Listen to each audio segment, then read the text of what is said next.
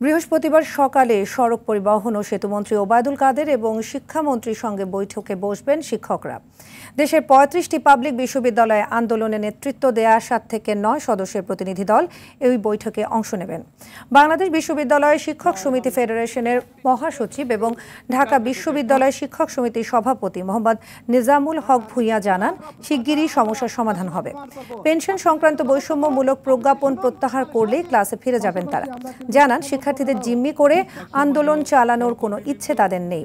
এছাড়া কোটা আন্দোলনের সঙ্গে তাদের আন্দোলনের কোনো সম্পৃক্ততা নেই বলেও দাবি করেন শিক্ষকরা।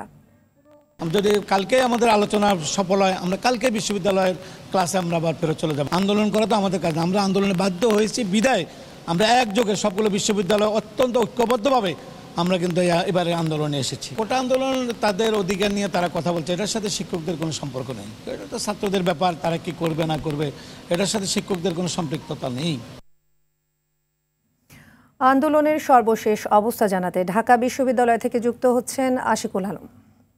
আশিক, সমস্যা সমাধানে আন্দোলনকারীরা সরকারের কাছ থেকে কোনো আশ্বাস পেয়েছে কিনা জানাবেন, এবং সেই সাথে আরও জানাবেন সেতুমন্ত্রীর সঙ্গে বৈঠকে ৯ সদস্যের প্রতিনিধি দলে কে কে থাকতে পারেন আগামীকাল।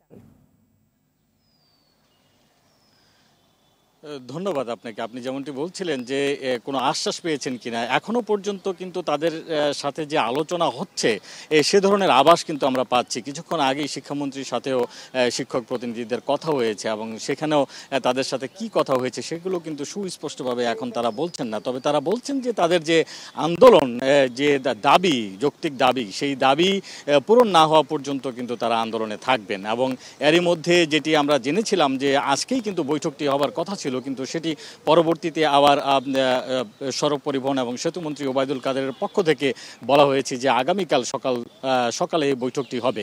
এবং এই বৈঠকে ২ থেকে ৩ জনকে সঙ্গে নিয়ে যাওয়ার কথা আর প্রস্তাব দিয়েছিলেন ওবায়দুল কাদের, কিন্তু সেখানে শিক্ষক প্রতিনিধিরা বলেছেন যে যেহেতু এটি সামগ্রিকভাবে ৩৫টি বিশ্ববিদ্যালয়ের আন্দোলন, তো সেই ক্ষেত্রে তারা কিন্তু ২-৩ জনকে নিয়ে সেখানে আলোচনায় বসতে পারেন না। সেই ক্ষেত্রে তারা ৭ থেকে ৯ জনের একটি প্রতিনিধি দল যাবেন এবং সেখানে জাহাঙ্গীরনগর বিশ্ববিদ্যালয় এবং অন্যান্য ঢাকার জগন্নাথ বিশ্ববিদ্যালয় থেকে শুরু করে অন্যান্য বিশ্ববিদ্যালয়গুলোর যারা নেতৃত্বে রয়েছেন আন্দোলনের এবং সভাপতি সেক্রেটারি যারা রয়েছেন তারা কিন্তু এই প্রতিনিধি দলে থাকবেন এবং সেখানেই কিন্তু মূল আলোচনাটি হবে।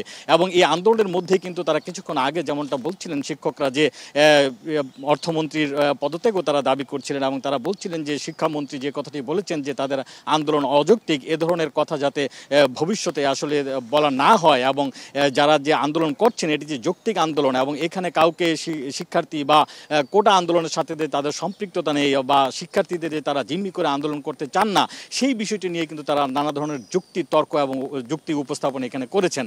এবং তারা বলেছেন যে শেষ পর্যন্ত যদি সরকারের সাথে তাদের এই আন্দোলন সম্পৃক্ততার বিষয়টিকে সরকার যদি গুরুত্ব দিয়ে বিবেচনা করে এবং তাদের দাবি দাওয়া মেনে নেয়, তবে কিন্তু তারা আন্দোলন থেকে সরে আসবেন। এবং সেটি কিন্তু স্পষ্ট হবে আগামীকাল যখন এই আলোচনা চলবে এবং সেখান থেকে কি সিদ্ধান্ত আসে সেটির উপর ভিত্তি করে কিন্তু পরবর্তী সিদ্ধান্ত নেবেন শিক্ষকরা।